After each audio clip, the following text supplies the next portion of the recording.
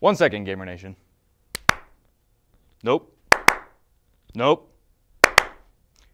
I have no idea how that got... All right, there we go. All right, start.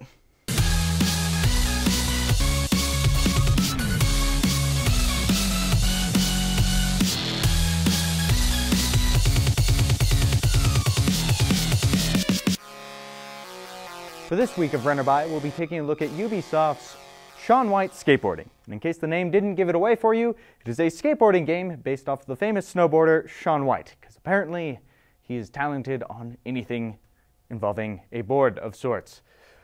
The game is good in my book for two gameplay elements. One, it does not take itself seriously, and because of that, it has a funny, interesting plot where it takes place in this very gray world where you use skateboarding as a sort of superpower and you bring back color to the world every time you do a trick. So you do a trick and color blossoms out from your board. And it's very interesting the first couple dozen times. Gets a little old later on after like the second, 1000th time you see it. The second gameplay element is that it is fairly easy to get good at the skateboard, but difficult to master. I'm saying this because this was my first skateboarding game ever, and I wasn't completely frustrated.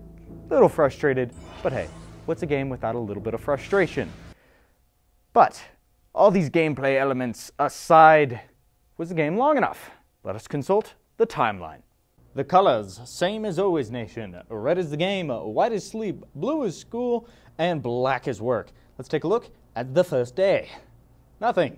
I did school and work and nothing with the game. Again, on the second day, yeah, I was kind of afraid to pick it up because it was a skateboarding game. I had never tried it. But on the third day, I actually played the game for 2 hours and 15 minutes. Pretty big chunk, means I enjoyed it. On the next day, I played it for a total of 3 hours, which, again, a good amount of gameplay time, showing that I like the game.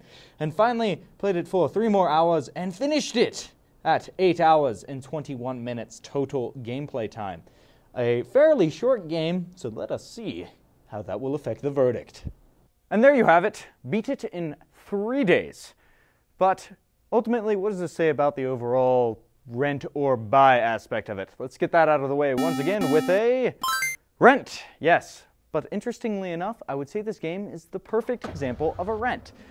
It's not great enough to drop $60 on, but it's definitely something to increase your palette of gaming on. I've never tried a skateboarding game before, like I mentioned, and I really did enjoy trying something new. But that might not be the cup of tea for all of you out there, so it's important to try it in a safe, cheap environment. That's the verdict for today, nation. Later, gamers.